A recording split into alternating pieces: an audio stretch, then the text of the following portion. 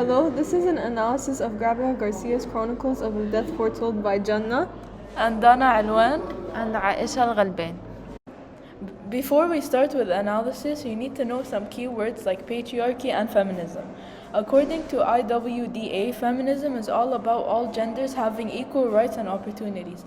It's about respecting diverse women's experiences, identities, knowledge, and strengths, and striving to empower all women to realize their full strength. A patriarchal society is a male dominance through an organized society.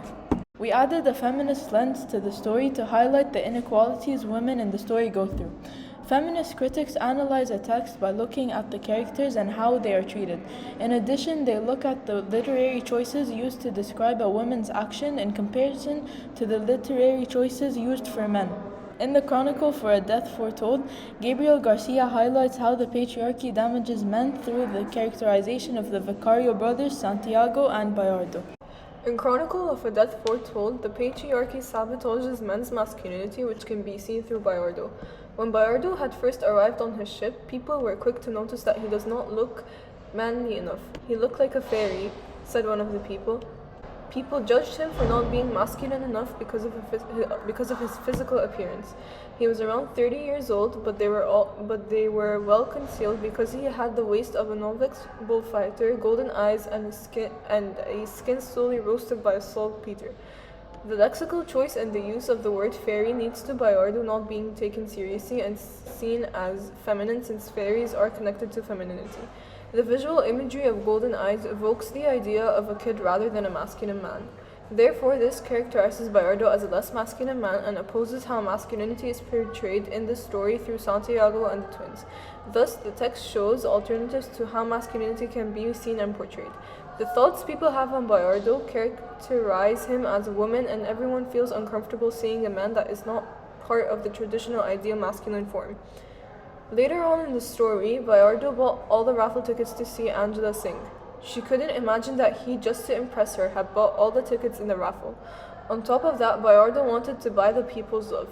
After the day of his arrival, he had to send a telegram and he transmitted it on the key himself. In addition, he told the telegrapher a formula of his so that he could keep on using worn-out batteries. Toxic masculinity can be seen through how Bayardo started dominating over town and the people just to prove that he is indeed masculine. In this context, Bayardo is characterized as a dominating, controlling man. This characterization is an accurate representation of how masculinity is seen through the eyes of the characters in the story. The way Bayardo acts is an example of how the patriarchy ruins men. Bayardo believed that to prove his masculinity, he had to take over the town and show people the true masculine side of him just to be liked and accepted. In Chronicles of Death Foretold, Gabriel Garcia is able to symbolize how the patriarchy is damaging towards men by Santiago's characterization. Through the story, specifically after the death of Santiago Nassar, his mother, Palsida Linero, was sitting on a hammock, remembering and talking to herself of how she remembers that even though Santiago Nassar was a kid of marriage of convenience, he seemed happy, and from his father he learned at a very early age the manipulation of firearms, his love for horses, and the mastery of high-flying birds of prey. But from him he also learned the good arts of valor and prudence. Not only that, but she discussed how, by his own merits, Santiago Nassar was a merry and peaceful and open-hearted.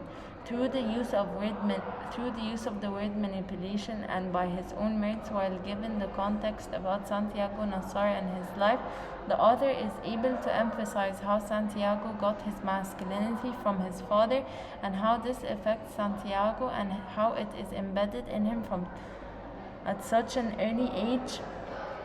This characterizes Santiago Nassar as a follower, hence his weak masculinity that is characterized in the story. This is important because it is able to develop the themes of repetition and a patriarchal society that is filled with violence. This also has connotations with the real world, as it's able to show how people are easily fooled and can easily follow a patriarchal society without realizing it. Palsida Linero was also talking about how her son Santiago Nassar has always had a close relationship with his father, as well as how some of the time they would talk to each other in Arabic but not around her so that she would not feel left out. And over time their relationship grew, but his father had forced him to abandon his studies at the end of secondary school in order to take charge of the family ranch. Through the use of the word to abandon, the author is able to highlight how from an early age Santiago Nassar had to let go of certain things such as his studies to be considered a man and to follow the patriarchal structure and society after his father's death. This characterizes Santiago Nassar as a follower of the patriarchal standards that are set, which indicates that the patriarchy is damaging to men because they're expected to let go of certain hobbies and studies in order to become the hegemonic man. In the novella, the author highlights how the patriarchy is damaging towards men through the Vicario brothers. Angela Vicario was returned to the house after her husband found out she wasn't a virgin. The brothers had to protect their family's honor, so Pedro Vicario, according to his own declaration, was the one who made the decision to kill Santiago Nassar. Even though they killed him, they believed that they were innocent. Through lexical choice, by using the words returned, Garcia is able to imply that women are seen as objects that hold pride and honor, and that the brothers needed to kill Santiago because he brought shame to the family. This characterizes the Vicario brothers as violent because they killed Santiago Nassar just because he took Angela's virginity. They believed that it was their duty to keep their honor of the family strong and protected even though they're committing crimes. This highlights that men believe it's their duty to step into the girls' lives and make sure that they don't destroy the family's honor. This is because of the patriarchal society that men are born in, which forces them to act violent and have dominant personalities within the family. After the Vicario brothers killed Santiago, they believed that they had proved their status as men. They also had different jobs, both including violence and aggression. Pedro Vicario had started a business, but when he went to the military service, his twin brother also learned the slaughter trade.